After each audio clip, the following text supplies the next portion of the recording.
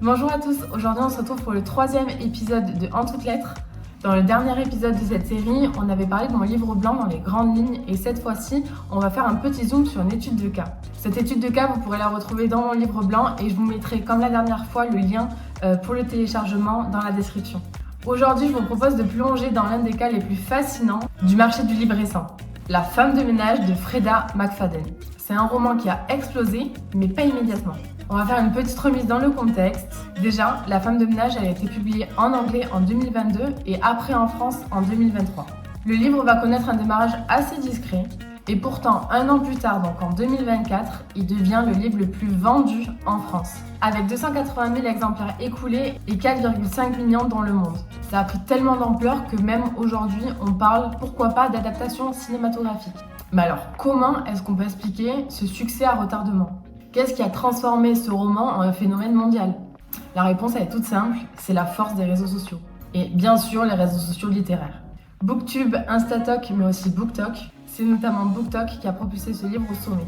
On va retrouver des lecteurs qui ont filmé leurs réactions en direct, des analyses littéraires qui vont vraiment donner envie, avec des avis et des recommandations qui sont pleines d'émotions.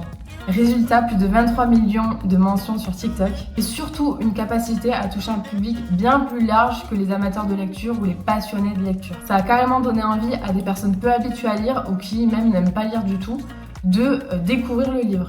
En fait, nous aussi on veut ressentir ça, on veut pouvoir en parler quand le sujet de conversation arrive parce que tout le monde en parle et surtout on veut pouvoir ressentir et en parler avec autant d'engouement que les autres le font. En fait, moi je trouve, et j'en ai parlé d'ailleurs dans le livre blanc, ça correspond à ce besoin d'appartenance.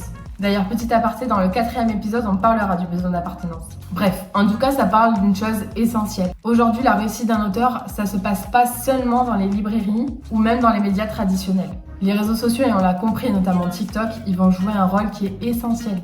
Ils sont vraiment devenus des tremplins avec cette capacité de créer des best-sellers mondiaux. Et Freda McFadden en est clairement la preuve.